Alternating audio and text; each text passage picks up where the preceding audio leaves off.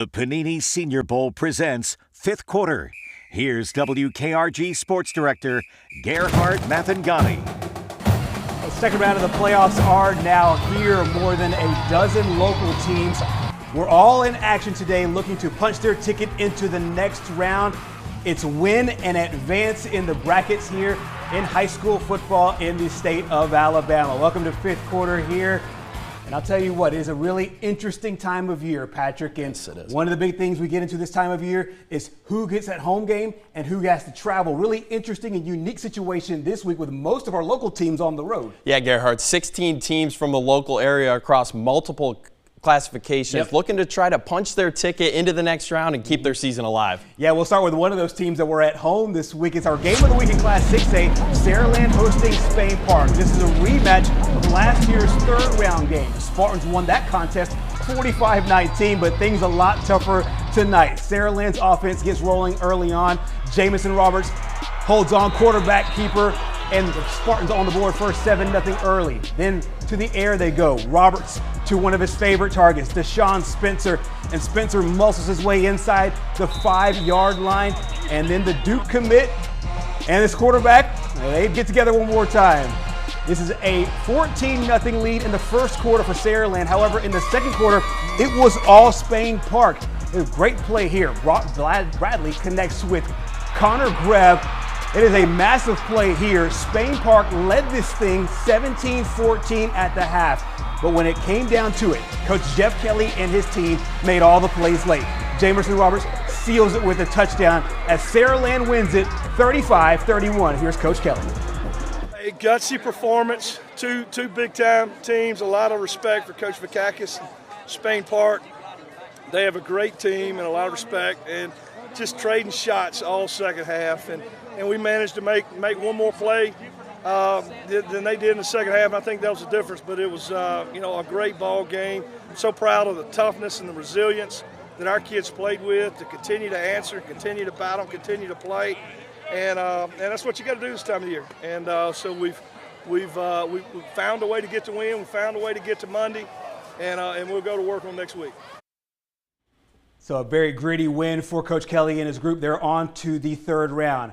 However, the Theodore Bobcats, a great year for Coach Steve Mask and company. They lose to Benjamin Russell 21-14, the final score. Yeah, and let's head to the Class 7A quarterfinals now. 4th-ranked Auburn facing 8th-ranked Daphne. Auburn had to turn to backup quarterback John Pate after an injury, and he's going to roll out to his left and hits Joshua Askew on the run for the first touchdown of the game, 6-0 Tigers. Auburn then forces a fumble, looking to add to the lead. Nice shovel pass over to Cortez Cooks, and he's going to fight his way into the end zone, and it's 14-0 Tigers, still in the first here. Tigers add a safety to make it 16-0, now in the red zone.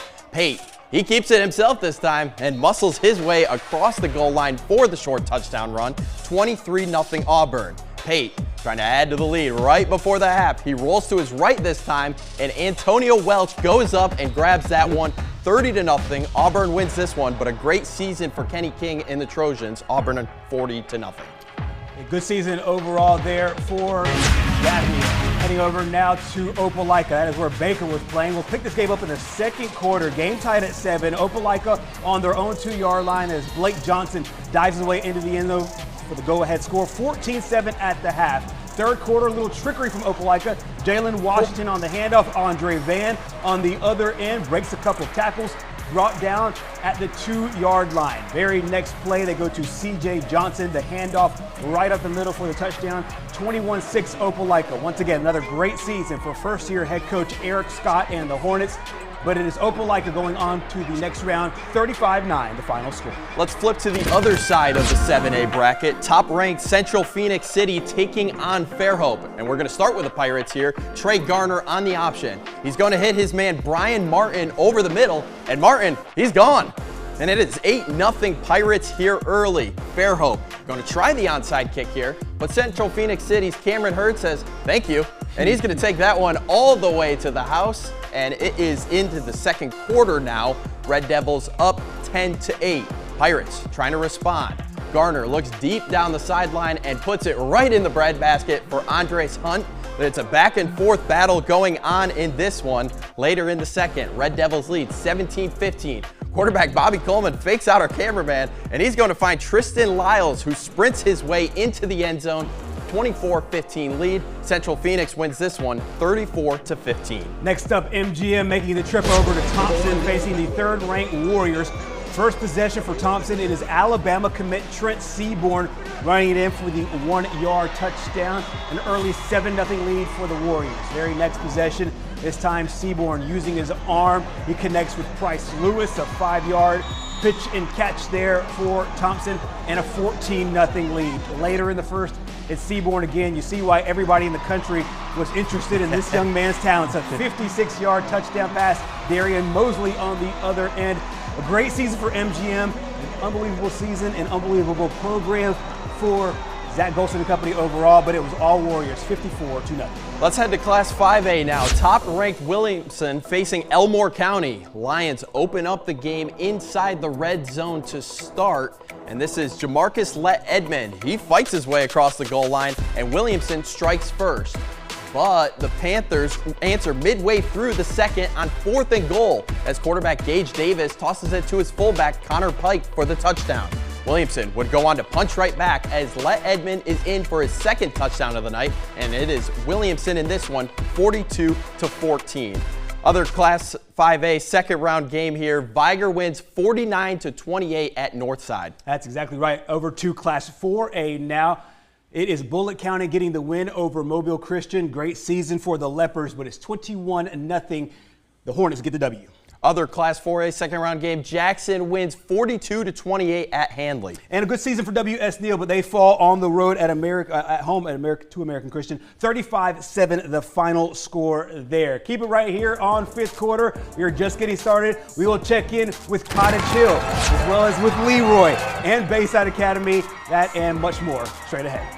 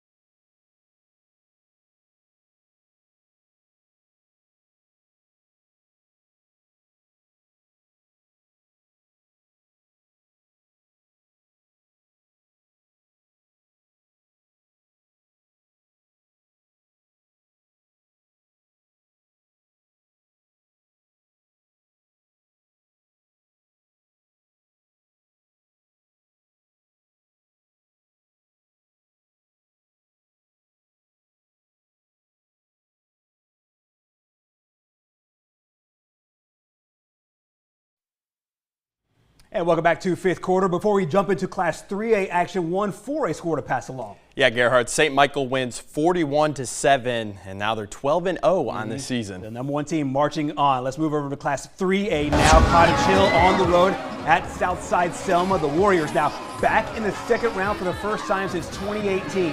Shamar Tootle here hits Caleb Metzner for the touchdown, and he can fly. Touchdown here for the Warriors, and they lead it 7-0 early on. Later, watch this play here from Tootle. The nice adjustment gets it to the freshman Aaron Ward, and Ward takes it into the end zone for the touchdown. However, Southside Selma would come back. This is Kendrell Wilson punching it into the end zone for the touchdown. However, no fight with Coach Carvel Jones and his Warriors. Tootle to Travis Smith for the score. However, Southside Selma, a little too much tonight. They go on to win it 39-22. And those Panthers will play the winner of number 5 Bayside Academy taking on Randolph County. And we're going to open it up here with the Admirals. Little jet sweep action for Monroe Parton. He's going to get a block and sprint down the sideline for the touchdown here. So nice start for the Admirals. And we're going to go right back to him here. Now inside the red zone. Direct snap to Brennan Yamani, and he powers his way across the goal line for the Bayside touchdown. Later in the game, it's Yamani again, and he's going to scamper his way into the end zone. The second time today, all Bayside in this one, 47-7 the final. Congratulations, Coach Barrett Trotter and company. Now to Class 1A, McIntosh hosting perennial power Maplesville tonight. Coach Joshua Harris and the Demons back in the postseason for the first time since 2012. First Maplesville possession. Quarterback Pierce Yeargan rolls out, looking to his left, looks for a receiver, but what an interception here by Kyler Dixon. That would end the first quarter in a shutout. So a nice defensive battle here into the second quarter. This is Nehemiah McCary. He's been a great runner for this football team for the last couple of years. Great player really on both sides of the ball.